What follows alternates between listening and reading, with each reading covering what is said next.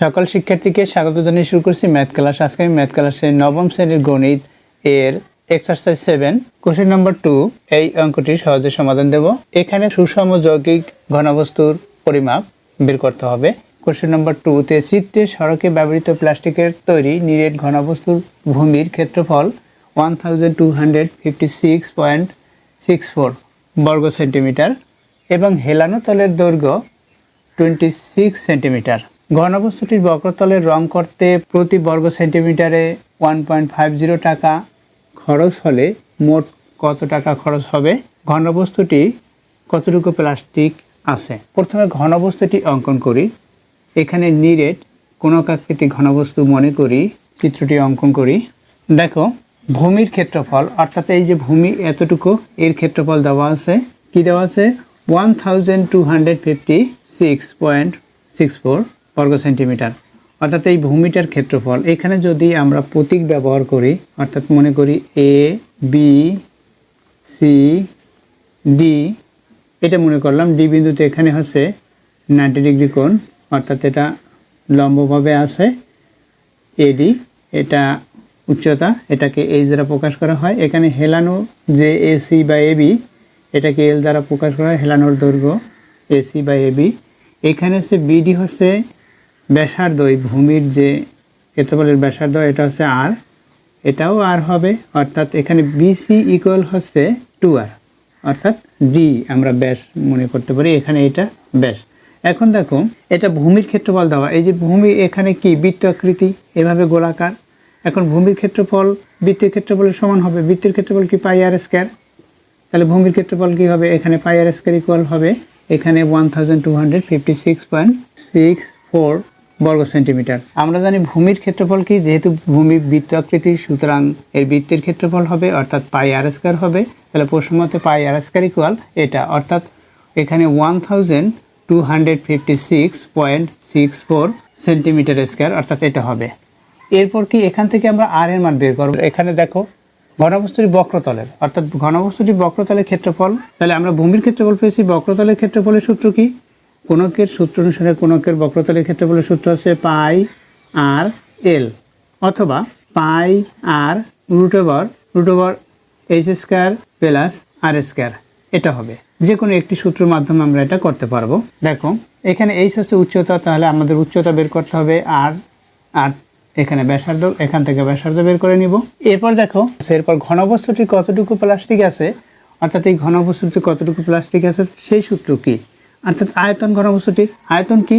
আয়তনের সূত্র হচ্ছে 1/3 পাই আর স্কয়ার এইচ ঘন সেন্টিমিটার, বা ঘন এখানে একক সেন্টিমিটার দেওয়া, সুতরাং ঘন সেন্টিমিটার হবে সিএম কিউব। তাহলে এটা ক্ষেত্রফল সি এম স্কয়ার হবে। ক্ষেত্রফল যেহেতু দৈর্ঘ্য গুণ প্রস্থ, এভাবে সি সেন্টিমিটার ইন্টু সেন্টিমিটার, তাহলে সেন্টিমিটার স্কয়ার হয়। তাহলে আমরা কি পেলাম? এই তিনটি সূত্রের মাধ্যমে আমরা এই অঙ্কটি, অর্থাৎ এই কোশ্চেন নম্বর 2 অঙ্কটি সমাধান করব। তাহলে দেখো লিখতে হবে কি, প্রথমে দেওয়া আছে কোশ্চেন নম্বর 2 লিখি, দেওয়া আছে এখানে ঘনবস্তু। দেখো এখানে ঘনবস্তুটির ভূমির ক্ষেত্রফল দেওয়া আছে, এটা চিত্রের সড়কে ব্যবহৃত।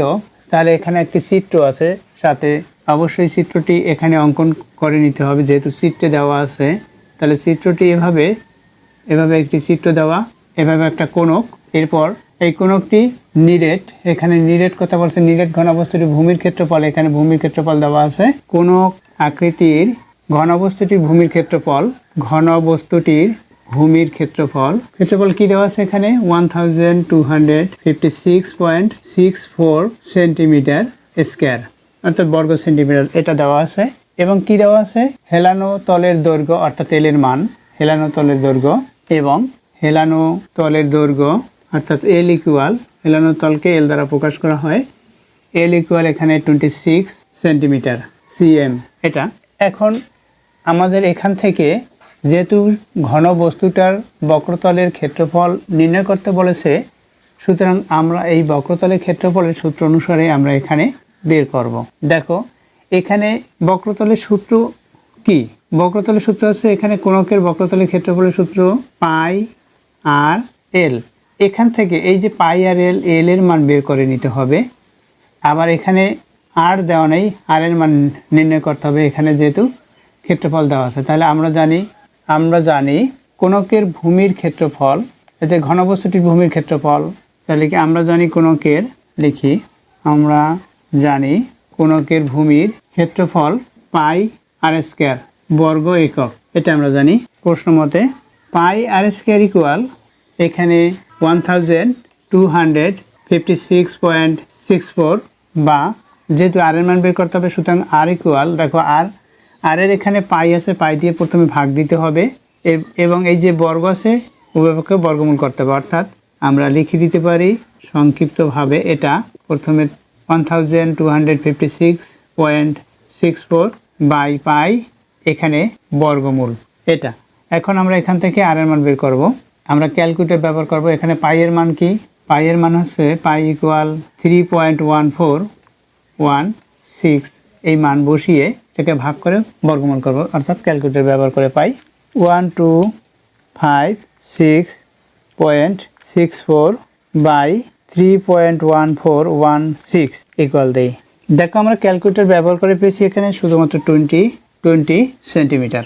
এখানে ক্যালকুলেটর ব্যবহার করে সেটা লিখতে পারি, ক্যালকুলেটর ব্যবহার করে CAL ক্যালকুলেটর এর সংক্ষিপ্ত লিখি, ক্যালকুলেটর ব্যবহার করে লিখে দিলাম। এখন দেখো এখানে আমরা আর এর মান বের করছি। এখন এই যে আর এর মান বের করেছি, এখন আমাদের এই যে হেলানো তলের দৈর্ঘ্য দেওয়া আছে, এল এর মান দেওয়া আছে, আর এর মান বের করছি, এখন সমগ্র তলের ক্ষেত্রফল বের করতে পারবো। তাহলে নম্বর 1, দেখো নম্বর 1 লিখি।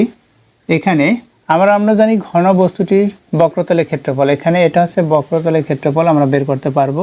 দেখো 1 করি, এখানে কি দেওয়া আছে, এখানে ঘনবস্তুটি বক্রতলের রং করতে প্রতি বর্গ সেন্টিমিটারে 1.50 টাকা খরচ হয়, অর্থাৎ 1.5 টাকা খরচ হয়। তাহলে লিখি ঘনবস্তুটি বক্রতলে রং করতে খরচ হয় এত টাকা প্রতি বর্গ সেন্টিমিটারে।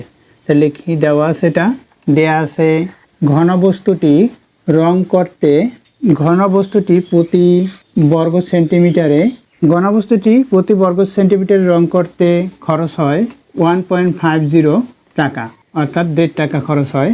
এখন দেখো আমরা জানি কোণকের বক্রতলের ক্ষেত্রফল, যেহেতু কোণক আকৃতি সুতরাং আমরা জানি কোণকের বক্রতলের ক্ষেত্রফল ইকুয়াল পাই আর এল, যেহেতু এটি সূত্র সুতরাং বর্গ একক লিখতে হবে।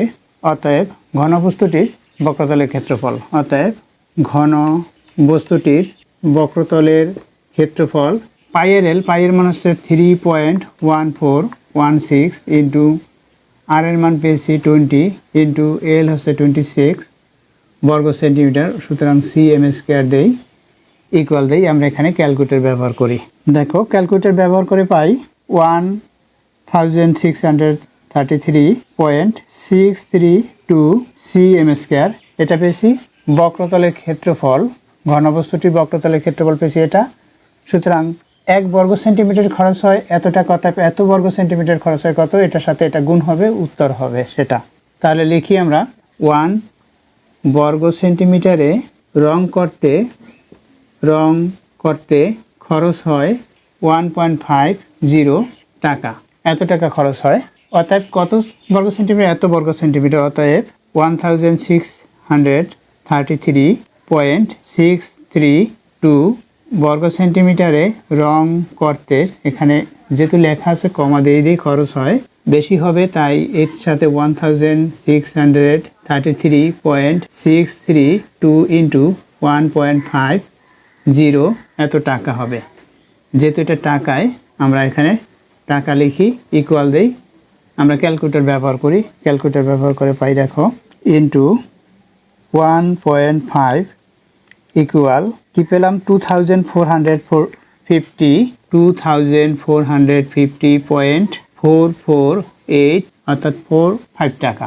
এখানে আমরা দশমিক বিন্দুর পরে 2টি লিখতে পারি, বা এটাই লিখে দিলাম, এটা এত টাকা খরচ হয় রং করতে সমগ্র, অর্থাৎ ঘনবস্তুটির বক্রতলে রং করতে খরচ হলো কত টাকা, 2450.44 টাকা, অর্থাৎ 45 টাকা। আমরা একটু দশমিক বিন্দুর পর 2 যেহেতু টাকা 2টি অঙ্ক নিতে হয়, তাই আমাদের লিখতে হবে 2450.4, এর চেয়ে এটা বড় বিধায় এর সাথে 1 যোগ করতে হবে, 45 এত টাকা। আশা করি এটি বুঝতে পেরেছো। এরপর দেখো নম্বর নম্বর 2 এখানে ঘনবস্তুটি কতটুকু প্লাস্টিক আছে সেটা আমরা বের করব। তাহলে ঘনবস্তুটি আয়তন বের করতে হবে। আয়তন বের করতে হলে আমাদের আয়তনের সূত্র জানতে হবে, অর্থাৎ 1/3 পাই আর স্কয়ার এইচ। সুতরাং এখান থেকে আমাদের এইচ এর মান বের করে নিতে হবে। দেখো এইচ হচ্ছে উচ্চতা, উচ্চতা ইকুয়াল কি সূত্র হয় সেটা আমরা বের করব, অথবা আমরা পেতে পারি কিভাবে, দেখো এরপর দেখো নম্বর 2 এখানে ঘনবস্তুটি কতটুকু প্লাস্টিক আছে সেটা আমরা বের করব। তাহলে লিখি, আমরা জানি, আবার লিখি, আমরা জানি কি কোণকের আয়তন, ঘনবস্তুটি কোণক আকৃতি তাই কোণকের আয়তন, আয়তনকে ভি দ্বারা প্রকাশ করা হয়, ভি ইকুয়াল 1/3 পাই আর স্কয়ার এইচ, এটা আমরা জানি। দেখো এখানে চিত্র হতে লিখি, চিত্র হতে পাই এবিডি সমকোণী ত্রিভুজ, এবিডি সমকোণী ত্রিভুজ। সুতরাং পিথাগোরাসের উপপাদ্য অনুসারে, এখানে পিথাগোরাসের উপপাদ্য অনুসারে অর্থাৎ এবি স্কয়ার, এবি এখানে এবি হচ্ছে অতিভুজ, এখানে এডি হচ্ছে লম্ব, বিডি হচ্ছে ভূমি। সুতরাং পিথাগোরাসের উপপাদ্য অনুসারে এখানে আমরা লিখি a b square equal a d square, লম্ব স্কয়ার প্লাস ভূমি বি ডি স্কয়ার, এটা পেয়েছি। তাহলে কি হবে, আমরা মান বসি এখানে, এ বির মান কি, বা A B equal L square equal এডি হচ্ছে এইচ স্কয়ার প্লাস বিডি হচ্ছে আর কে স্কয়ার দিলাম। এখন এখান থেকে আমরা এইচ এর মান বের করব। আমরা সংক্ষিপ্ত করি, এইচ এখানে রেখে এটা পক্ষান্তর করে বর্গমূল করি। বর্গমূল করলে কি হবে, এল স্কয়ার মাইনাস আর স্কয়ার ইকুয়াল এইচ হবে, অর্থাৎ এইচ ইকুয়াল পেয়েছি। এটা কিভাবে, এটা পক্ষান্তর করে নিয়েছি, আর স্কয়ার পক্ষান্তর করে নিলে আর স্কয়ার মাইনাস হলো, এই বর্গ বাদ দিলে বর্গমূল করতে হয়, বর্গমূল করেছি, এটা লিখে দিলেই হবে। অতএব এইচ ইকুয়াল আমরা সংক্ষিপ্ত করি রুট ওভার এখানে এল স্কয়ার মাইনাস আর স্কয়ার, এটা পেয়েছি এইচ ইকুয়াল। এখন আমরা এই যে আয়তনের এই সূত্রে বসিয়ে আমরা এই মানগুলো বসিয়ে দেবো, তাহলে হবে। আবার এখান থেকে এল এর মান আর এর মান বসালে এইচ এর মান পাই, সেটা বসালেও হবে। আমরা সরাসরি বসিয়ে দেই। অতএব লিখি, ঘনবস্তুটির টিতে প্লাস্টিক আছে, অতএব তাহলে লিখি, অতএব ঘনবস্তুটিতে প্লাস্টিক আছে ইকুয়াল দেই 1/3 পাই আর square into L square minus আর স্কয়ার ঘন একক। অর্থাৎ ঘনবস্তুটিতে প্লাস্টিক আছে এত ঘন একক। এটা এখানে এই যে এইচ এর স্থানে এই যে এইচ এর মান এটা পেয়েছি, বা এইচ ইকুয়াল এটা পেয়েছি, এটা আমরা বসিয়ে দিলাম। এখন আমরা এই যে আর এর মান, এল এর মান এগুলো বসাবো, পাই এর মান যেহেতু আমরা জানি। তাহলে লিখি, অতএব ঘনবস্তুটিতে প্লাস্টিক আছে কত হবে, 1/3 ইন্টু পাইয়ের মান 3.1416 ইন্টু আর হচ্ছে ব্যাসার্ধ, এখানে 20 পেয়েছিলাম, এটাকে স্কয়ার এখানে ইন্টু এল এর মান, এল হচ্ছে হেলানো উচ্চতা, এখানে 26 এটাকে স্কয়ার মাইনাস আর এর মান 20 এটাকে স্কয়ার, এখানে কি সিএম কিউব হবে একক, অর্থাৎ ঘন সেন্টিমিটার। এখন আমরা এখানে ক্যালকুলেটর ব্যবহার করে পাই সেটা লিখি। ক্যালকুলেটর ব্যবহার করলে কি পাই দেখো, 1/3 ইন্টু 3.1416 ইন্টু ফার্স্ট ব্র্যাকেট শুরু 20 ফার্স্ট ব্র্যাকেট শেষ, এখানে স্কয়ার আছে 2, এরপর হচ্ছে আবার ইন্টু দেই, এরপর হচ্ছে রুট ওভার রুট দেই, এখানে ফার্স্ট ব্র্যাকেট শুরু করি 26 ব্র্যাকেট শেষ করি, এখানে পাওয়ার আছে স্কয়ার 2 দেই, এরপর হচ্ছে ইন্টু, এরপর হচ্ছে মাইনাস দেই, তারপর হচ্ছে আবার ব্র্যাকেট শুরু করি, এখানে 20 ব্র্যাকেট শেষ করি, পাওয়ার হচ্ছে স্কয়ার। এখন আমরা ক্যালকুলেটর ব্যবহার করে ইকুয়াল চিহ্ন দেই, কত আসলে দেখো, এখানে 6958, তাহলে লিখি ক্যালকুলেটর ব্যবহার করে পাই 6958.9572007, এখানে একক আসছে সিএম কিউব, এখানে লিখে দেই ক্যালকুলেটর ব্যবহার করে, বা এটা আমরা একটু করে করব তাতেও হবে। যেমন 20 কে স্কয়ার করলে কি হয়, 20 to 4, এখানে 4 হবে এবং 00 হবে, অর্থাৎ 400 হলো। এভাবে করে এখানে 426 স্কয়ার 26 ইন্টু 26, এভাবে করেও আমরা তারপর গুণ করে 3 দিয়ে ভাগ করলেও আমরা পাবো এটা। অর্থাৎ এই যে 6958 958 পয়েন্ট, এখানে আমরা দশমিক বিন্দুর পরে দুইটি অঙ্ক বা তিনটি অঙ্ক নিতে পারি। এখানে তিনটি অঙ্ক নিতে পারি। দেখো এখানে যেহেতু ঘন, তাহলে 3 অঙ্ক নিয়ে লিখি